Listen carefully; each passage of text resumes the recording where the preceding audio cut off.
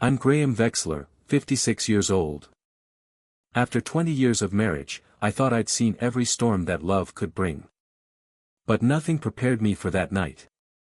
We were surrounded by friends, colleagues, 1,000 memories wrapped in laughter and wine. My wife, Elara, lifted her glass, smiled at me like a woman about to make a toast and instead said, loud enough for everyone to hear, "I need someone younger. I want to feel alive again. Pack your things and leave tomorrow." The room froze. Forks stopped in midair. No one dared to breathe. I didn't shout. I didn't beg. I simply looked at her, the woman who just traded 20 years for a fleeting spark, and smiled. Because what she didn't know was that everything around her, the house, the company, even the car she drove, belonged to me. And my answer would make her speechless. When you've shared 2 decades with someone, you think you know every pause in their breath, every shade in their voice. But that's the trick life plays on you. You start assuming you know the person sleeping beside you. With Elara, the first cracks were almost invisible. They began with perfume one I'd never smelled before. Then the gym sessions became longer, the selfies more frequent, the dresses tighter. She started talking about reinvention, about living a second youth. I remember the night she said, "You should try changing, too, Graham. Buy new clothes, dye your hair. Didn't you ever feel old?" I smiled then. I thought it was just another phase, another restless spark of midlife vanity. But slowly, the tone changed. She began staying late after her yoga classes, coming home smelling faintly of cologne that wasn't mine. When I'd ask, "Rough day?" she'd shrug, pour herself a glass of wine, and disappear into her phone. The woman who used to share every thought with me now spoke in half sentences, like a stranger rehearsing lines from another life. One night, while I was reading in the living room, I heard her voice from down the hall, soft, breathy, intimate. She was in the study, the door almost closed. "You make me feel alive again," she whispered. It's been so long since anyone looked at me like that. I didn't move. I didn't confront her. I simply closed my book, placed it on the table, and sat there in silence, counting the seconds between her laughter and my heartbeat. The next morning, she acted as if nothing had happened, kissed my cheek, complimented my tie, and asked if I wanted her to make breakfast. I told her no, thank you. She smiled. It was the same smile she used when she lied about buying one more dress, or about being late because of traffic. That was when I realized something important. Elara wasn't just drifting away, she was already gone. Still, I didn't rage or cry. I've built companies from scratch, negotiated with sharks in boardrooms, stared down men who'd have sold me out for $1. I knew patience was my greatest weapon. So, I watched. I listened. And I began to notice the little things that others would miss: her new membership at a private fitness club, the monthly charges for wellness retreats, and the way her laughter came a little too easily when she mentioned her trainer, Dane. I didn't need to see his face. I already knew his type: young, lean, polished by ambition but hollow inside. I remember looking at our wedding photo on the wall that night. I didn't feel anger, only a slow, cold understanding. Elara wanted a younger man. Fine. But she'd soon learn the difference between feeling alive and actually being alive. Because what she thought was freedom was standing on foundations that belonged entirely to me. And when the time came, I wouldn't raise my voice. I'd simply speak the truth and let the silence destroy her. The night of our 20th anniversary began like a scene from an old movie: soft music, crystal glasses, and the smell of roses floating through the air. I had rented the entire ballroom at the Langford Hotel, a place where we once stayed when life was still simple, when love was still quiet and certain. I wanted it to be a night of gratitude, a celebration of endurance, not extravagance. But I had no idea Elara had turned it into something else entirely. She looked stunning, I won't deny it. Her dark red gown shimmered under the chandeliers, her hair styled to perfection. She was magnetic, too magnetic. Every man's gaze followed her. I watched her move through the crowd like a performer who already knew her closing act. Friends and colleagues from both our worlds filled the tables. Our COO, Harlan Quinn, sat near the front, beside his wife. My old friend Rowan Blake, a journalist, filmed a few shots for our company's anniversary reel. The air was warm with laughter, champagne, and the illusion that everything was perfect. When the maitre d' announced, a toast from Mrs. Vexler, I relaxed in my chair, thinking she might say something polite, maybe even tender. I had prepared a speech myself, a small reflection on loyalty and growth. But she beat me to the stage. She lifted her glass, the diamond bracelet on her wrist catching the light. Her smile's low, confident wasn't the one I married. It was the smile of a woman who'd already moved on. 20 years, she began. That's a lifetime for some. And yet I think I've been living the same year over and over again. A soft chuckle rippled through the guests. I froze. I've realized, she continued, her voice crisp and clear, that I need something new, someone new. Someone younger, more alive. I want to feel that spark again. The room fell silent. Forks clattered against plates. You could hear the music die in the background. Then she turned toward me, and in front of nearly 100 people, she said, "Graham, it's time for you to pack your things and leave tomorrow. I think we both deserve a fresh start." A few nervous laughs echoed, but no one dared to meet my eyes. Even Rowan lowered his camera. I didn't move. I just looked at her, the way you'd look at a painting you once loved but now recognize as a forgery. I could see her chest rising, proud of the attention, convinced she had finally seized her freedom. To her, this was theater. To me, it was revelation. I stood slowly, buttoned my suit jacket, and gave her the faintest of smiles. "A toast," I said, my voice steady, almost gentle. The maitre d' handed me the microphone, uncertain. "To Alara," I began, "who has taught me one thing tonight, that truth always finds its way home." She tilted her head, confused. I raised my glass. "To the woman who wants to feel young again, may she soon realize youth fades, but choices last forever." Whispers filled the hall. Someone gasped. But I didn't elaborate. I didn't need to. I placed the microphone back on the stand, finished my drink, and walked off the stage. Behind me, I could feel her confidence flicker. The smile that had carried her through the crowd began to tremble. That night, I didn't go home with anger, I went home with purpose. Because Alara thought she'd humiliated me.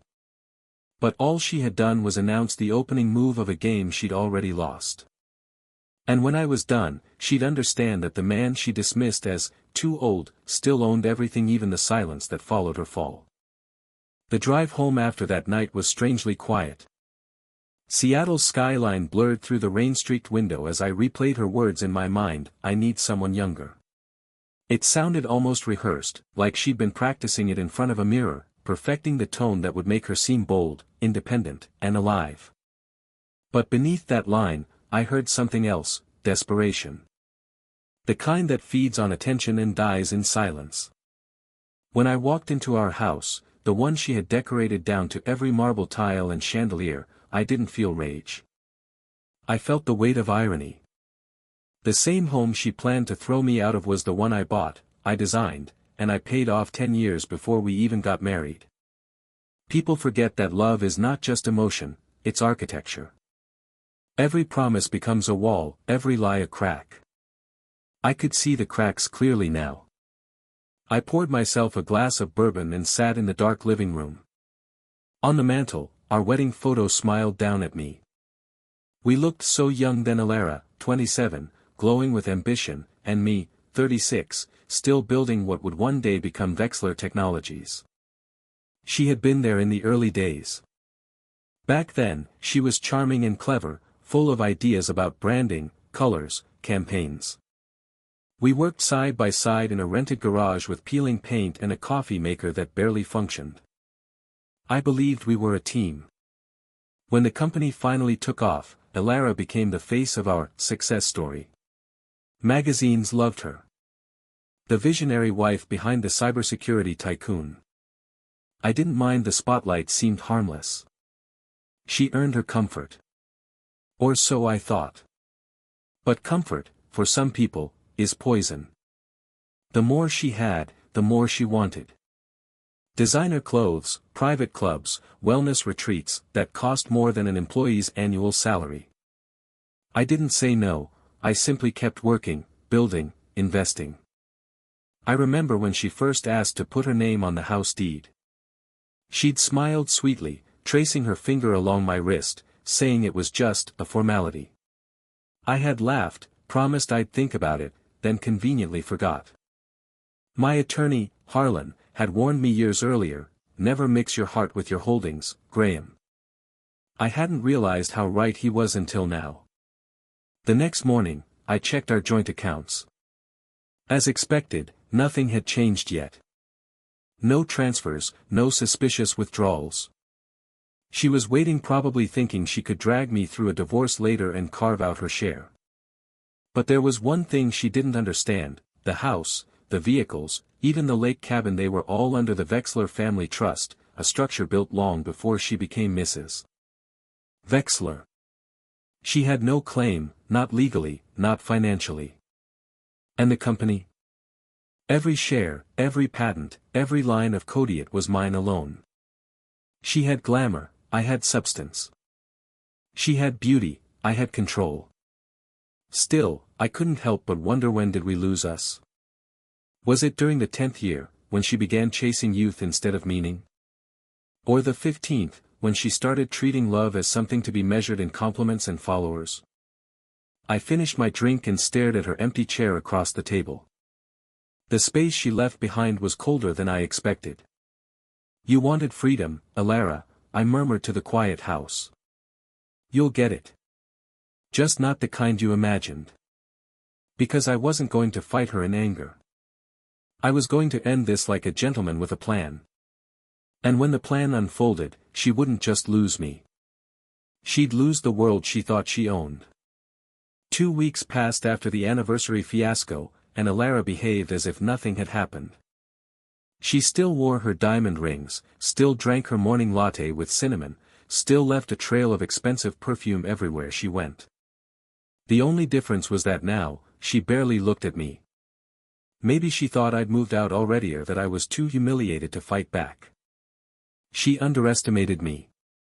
On a Tuesday afternoon, while reviewing reports in my home office, a message popped up on my phone. It was from Rowan Blake, my journalist friend. You should see this. Attached was a photo. Elara, wearing her favorite beige coat, walking hand in hand with a man half my age, leaving the Elysian Spa and Resort in Napa Valley. The same weekend she told me she was visiting her aunt in Portland. I zoomed in. The man, tall, lean, chiseled, smiled with the smugness of someone who just conquered something expensive. His name, as I'd soon find out, was Dane Mercer. Personal trainer. Social media influencer. A man who lived off validation the way others lived off oxygen. I stared at that photo for a long time. Not with heartbreak, not even shock. Just calculation. It wasn't anger that filled me, it was clarity. That night, I poured 2 glasses of wine and waited. She came home late, humming a pop song, her cheeks flushed. Rough day? I asked, handing her a glass. She smiled faintly, suspicious. Not at all. Why? No reason, I said. You look alive. She laughed, maybe flattered, maybe guilty. She sat across from me and scrolled through her phone. Her screen lit up notifications, DMs, laughter. The digital applause of a woman performing happiness. When she went to take a shower, she left her phone on the counter. Old habits die hard. I didn't open it, I didn't need to. Her reflection had already told me everything. The next morning, I called Harlan Quinn, my attorney. He'd been with me for 15 years, discreet and methodical. We're going to reorganize my assets, I told him. Quietly. Everything all right at home, he asked. It will be, I replied. We met that evening. Papers were signed, accounts moved, properties re-registered. My personal and corporate holdings were separated behind layers of legal armor trusts, shell companies, and clauses Elara would never untangle. She'll find nothing when she looks, Harlan said, tapping the folder. That's the point, I replied. Meanwhile, I played the part of the oblivious husband. Elara hosted dinners, laughing too loudly, glowing too bright. Her friends whispered about how lucky she was to have a husband so composed after her little speech. But every gesture, every calculated giggle, every careless word she uttered at it was all ammunition. On Saturday, she mentioned casually that she was attending a wellness retreat in Sonoma. I nodded, wished her a good time, and watched her leave in the Mercedes coupe registered under Vexler Holdings LLC. An hour later, I checked the tracking system built into the car. She wasn't headed to Sonoma. She was driving south, toward the coast, straight to Dame Mercer's apartment complex. I let her. Sometimes the best revenge isn't in stopping the betrayal, it's in letting it complete itself, while you quietly move every piece on the board. That evening, I had dinner alone, bourbon beside my plate, soft jazz humming from the stereo. The house felt vast and silent, yet peaceful. I could finally see the outlines of what needed to happen next. Elara thought she had me trapped in humiliation. She didn't realize I'd already moved beyond her to a place where pain turns into precision. Enjoy your youth while it lasts, I whispered to the empty room. Because when you come home, the world you built on my name will already belong to me again. And with that, I opened my laptop and began writing the final plan, calm, deliberate, and merciless. By the time Elara returned from her retreat, I had already moved every chess piece into place. She came home 2 days late, smiling like a teenager who thought she'd gotten away with sneaking out. Her perfume arrived before she did, sweet, heavy, unfamiliar. Traffic? I asked when she stepped through the door. Awful, she said, rolling her eyes. The highway was a nightmare. Of course it was. She'd been driving along the coast with her new pastime. She kicked off her heels, humming, then glanced at me cautious, as if expecting an argument. But I wasn't going to give her one. Anger was too easy. Anger was for amateurs. Instead, I poured her a glass of wine and said quietly, "You look happy." She blinked. "You're not upset." "Why would I be?" I smiled. "Everyone deserves to feel alive." She tilted her head, confused. That was good. Confusion was a seed, and I needed it to grow. That night, while she slept soundly beside me, I was in my office, printing documents. The sound of the machine hummed like a clock ticking down to dawn. Titles. Deeds. Company filings. All transferred, notarized, sealed. Every piece of paper that proved what was mine. I didn't hate her. Not anymore. What I felt was sharper clarity mixed with disappointment. There was a time when Elara's laughter could soften me, when I believed loyalty was a two-way road. But now, as she slept behind the closed door, I realized she wasn't the woman I married. She was a stranger wearing my last name. The next morning, she waltzed into the kitchen wearing silk and sunlight. "You're up early," she said. "Couldn't sleep," I replied. "Lots on my mind." She smiled vaguely, scrolling through her phone. "Maybe you should take a break from work. You're older now, Graham. You don't have to push so hard." Older. That word hung in the air like a knife turned slowly in my chest. "I'll keep that in mind," I said, sipping my coffee. "By the way, we have another event this weekend. I've arranged it at the club downtown. Just a small dinner." Her eyes flickered. "A dinner?" "Yes. To thank everyone for their loyalty and support. You should wear something memorable." She smirked. I always do. She had no idea that the dinner would be her curtain call.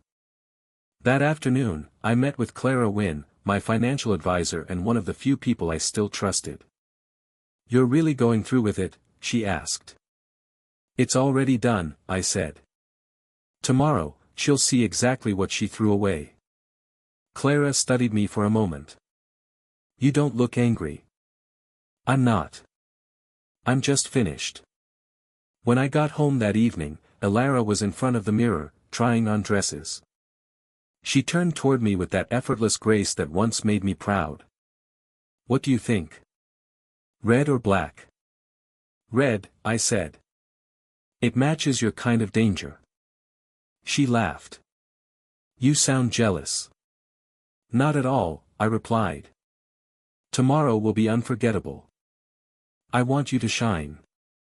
Her laughter followed me down the hallway, light, carefree, almost beautiful.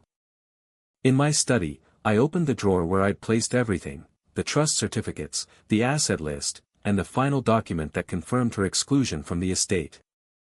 I ran my fingers over the embossed seal and exhaled slowly. Tomorrow night, she would finally understand the cost of mistaking youth for power. I looked out the window toward the dark line of the city skyline. Rain clouds were gathering over Seattle, the kind that made the air smell of metal and memory. Tomorrow, I whispered, you'll learn what it feels like to lose something that was never truly yours. Then I turned off the light, letting the darkness settle around me like armor. The storm was almost here, and for the first time in years I was ready to welcome it. The next evening, the Langford Club glowed like a palace of glass.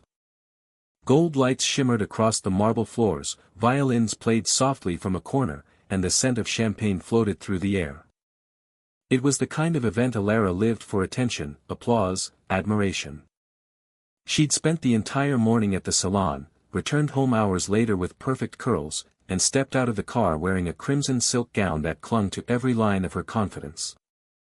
To the untrained eye, she looked radiant. To me, she looked like a woman walking toward her own undoing. The ballroom was smaller than the one from our anniversary intimate, only 50 guests this time. Friends, investors, and a few executives from my company. Everyone assumed it was a follow-up celebration to the big night. They didn't know it was the last chapter. When we entered together, the chatter hushed. I could sense the curiosity. The same crowd that had witnessed her public declaration 2 weeks ago was here again, waiting to see if the old man had forgiven his glamorous wife. I smiled. Let them wonder. Elara, basking in the warmth of the spotlight, leaned close to whisper, "You didn't tell me the press would be here." "I wanted to surprise you," I murmured. "You love surprises." Her eyes glimmered with satisfaction. She believed she was still the star of the show. Dinner passed with laughter and polite conversation. Glasses clinked, forks scraped on porcelain, and the low hum of jazz filled the silence between lies. I watched her play the role of the loving wife, brushing her hand across mine now and then for the cameras. Her performance was flawless. But beneath the tablecloth, my hand was steady on the folder that lay beside my leg, the one that held the truth. When dessert was served, the maitre d' announced, "Mr. Wexler would like to make a toast." The lights dimmed slightly. A single spotlight illuminated the podium. Elara turned to me, smiling, as if to say finally, an apology in public. I stood, straightened my jacket, and walked slowly to the microphone. I didn't need notes. Every word had been burning inside me for weeks. "Good evening, everyone," I began, my voice calm, deliberate. "Thank you for being here again." A polite chuckle moved through the crowd. I waited for it to die. 2 weeks ago, my wife made a very honest speech. She said she needed someone younger. Someone who could make her feel alive. Elara stiffened slightly but kept her smile. At the time, I was speechless. Tonight, I'm not. I opened the folder on the stand. Its papers gleamed under the light. "You see, my dear Elara, everything in this room, the champagne, the music, the home we share, the car you drove here and all of it belongs to me. Legally, fully, irrevocably. The audience went silent. Cameras stopped clicking. When you told me to leave the house, you didn't realize the house is under Wexler Holdings. The same company that owns your car. The same company that paid for your credit cards, your spa trips, and, I paused, looking her dead in the eye, your weekend in Napa Valley with your trainer. The color drained from her face. A ripple of whispers spread across the tables. Oh, yes, I continued, my tone still gentle. I know about Dane Mercer. And I know how much you spent because the receipts are in this folder. I held up a thin stack of papers. The rustle echoed louder than any applause. Ilara's lips trembled. Graham, this isn't the time. It's the perfect time, I said evenly.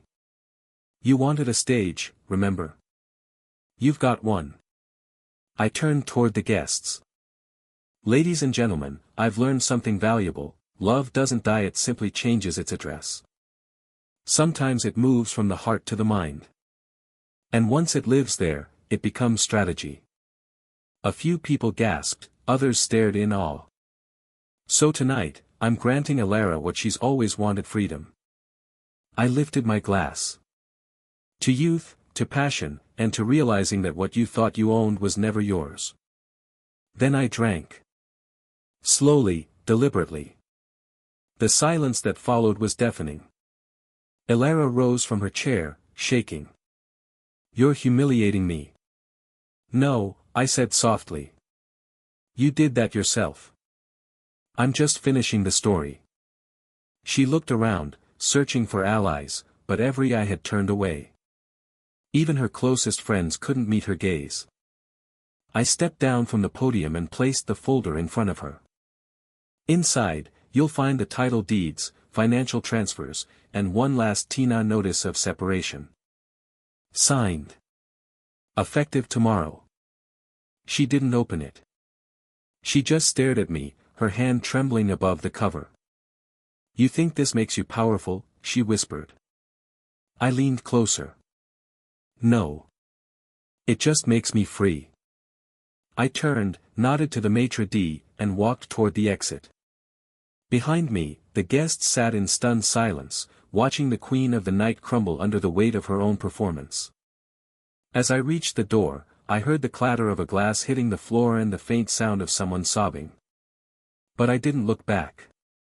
I'd given her what she asked for, a night she'd never forget. And the storm had only just begun. When I stepped out of the Langford Club that night, the air outside felt different, colder, sharper, cleaner. Inside, the murmurs still echoed like the hum of a collapsing empire. Ilara's empire. I handed my valet ticket to the attendant, and he looked at me with wide eyes. That was something, sir. Just truth, I said quietly, taking the keys. The drive home was silent except for the faint jazz from the radio. My reflection in the windshield didn't look victorious, it looked calm, almost empty. There's no joy in destroying someone you once loved, there's only relief in finally letting the mask drop. By the time I reached the house, my phone was already lighting up, calls from colleagues, texts from reporters, even one from Rowan. Man, the clip is everywhere. I didn't even upload it, someone in the crowd did. You're trending. Trending. That word made me laugh out loud. I never wanted fame, I wanted peace. But sometimes peace arrives wrapped in noise. The video spread across social media within hours. Wife dumps husband for younger man, husband drops the mic with legal bombshell. People loved the drama, the clean reversal of roles. But to me, it wasn't about revenge. It was about balance. Ilara didn't come home that night. I wasn't surprised. When dawn came, I found her car parked crookedly in the driveway. One of her friends must have driven it back. The red gown she'd worn still hung inside, crumpled across the seat like the remains of a performance no one applauded. By noon, I was sitting in my office, reading an email from my attorney, Harlan Quinn. All public assets secured. Divorce proceedings prepped. Zero claimable grounds from her side. She'll get the minimal settlement if she cooperates. Perfect, I replied. File it today. That afternoon, I watched the storm unfold. Reporters surrounded Alara's favorite spa, her private gym, and even her yoga club. Photos of her walking beside Dame Mercer circulated online. Within 48 hours, her brand deals, yes, she'd started promoting youthful living, products were cancelled. Sponsors fled like rats from a burning ship. Then came the interview. A reporter caught Dane outside his apartment, asking if he was still seeing her. He laughed nervously, shrugged, and said, "She's a good woman, but she's got baggage. I don't want to be part of her drama." That one sentence shattered what was left of her image. 3 days later, she called me. The first time since the dinner. "Graham," her voice was hollow. "Can we talk?" "We already did," I said. "You just didn't listen. You've humiliated me in front of everyone." "No," I said softly. "You did that yourself when you forgot who built your stage." Silence. Then, in a whisper. "I didn't think you'd go that far. You thought I'd do nothing." She didn't reply. Only the faint sound of her breathing came through, shaky, unsteady, like a woman standing on the edge of realization. By the end of the week, she moved out. I didn't watch her pack. She left with 2 suitcases and a face that had forgotten how to smile. Rowan called again a few days later. "You okay?" "I'm fine. Everyone's calling you a legend. The Silver Fox reversal. You could write a book." "I'm not interested," I said. "Let them talk. I've already said enough." That night, I stood on the balcony, looking over the city lights. For 20 years, I'd built a life brick by brick, thinking love was the glue. I was wrong. The glue was respect, and once that dried out, everything fell apart. Below, the rain started to fall thin, silver lines cutting through the dark. It looked beautiful from above. Like the world was washing itself clean. Alara was out there somewhere, learning the cost of chasing youth at the price of dignity. And me? I finally understood something I hadn't in years. Peace isn't when the noise stops. It's when you stop caring who hears the silence. Tomorrow, the papers would finalize the divorce. The world would keep talking. And I would finally start living again. 3 months later, I woke up in a different house, to a different kind of silence. The mansion Alara once paraded through was long gone from my life. I'd sold it. The moment the divorce was finalized, I instructed my lawyer to list the property. It sold in under a week, bought by a young couple expecting their first child. I watched them sign the papers and thought, maybe someone else will fill those walls with something real this time. I moved into a modest but beautiful waterfront home north of Seattle. The mornings smelled of cedar and ocean salt. My days were simple: coffee at sunrise, emails before noon, a walk along the dock after dinner. Peace wasn't something I'd found. It was something I'd built, brick by quiet brick. The divorce settlement went exactly as planned. Alara walked away with a small allowance, barely enough to sustain the lifestyle she'd flaunted. I didn't gloat. I didn't speak ill of her. I simply signed the papers and wished her well. From what I'd heard, Dane Mercer was already gone, moved to Los Angeles, chasing sponsorship deals and younger admirers. Alara, on the other hand, had retreated from social media. The woman who once lived for attention had vanished from public view. Sometimes, in the early evenings, I'd catch myself wondering where she ended up. Maybe she found work again. Maybe she learned humility. Maybe she didn't. But that was no longer my concern. I wasn't bitter. In truth, I was grateful. Grateful that her betrayal had stripped away everything unnecessary and left behind only what mattered: clarity, self-respect, and freedom. A few weeks after the sale of the house, Clara Wynne visited my new place. She looked around approvingly. It suits you, she said. Because it's smaller? I asked with a smirk. Because it's honest, she replied. You always did better without the noise. She was right. With her help, I'd started something a small mentorship fund for midlife entrepreneurs. I called it the Ironwood Initiative, named after a tree that bends but never breaks. We helped people in their 40s and 50s who'd been written off by the world, giving them tools to start again. I wanted them to see what I'd learned the hard way: your age isn't your limit, your apathy is. The press eventually moved on to fresher scandals. The clip of my second toast faded from trending lists, buried under the next viral drama. But once in a while, I'd still get an email from strangers, men and women alike, thanking me for reminding them that dignity has a voice. I never replied. Some stories don't need sequels. One evening, as the sun set in streaks of amber across the water, I received an envelope with no return address. Inside was a short note written in Alara's handwriting. Graham. I finally understand what you were trying to teach me. Youth fades faster than pride heals. I hope you found peace. I'm still learning how. E. I read it twice, folded it carefully, and set it in a drawer with the other pieces of my past. I didn't feel triumph. Just quiet closure. That night, I stood on the deck, the wind brushing through my hair, the city lights far in the distance. 20 years had come and gone. I'd lost a marriage, but I'd gained something more valuably: a renewed respect for truth. In the end, I didn't need to destroy her. I only needed to remind her who I was. And maybe that's the greatest revenge of all: to walk away without hatred, to outlive the chaos, and to let silence speak louder than pain ever could. Here's to peace, I whispered to the sea, raising my glass.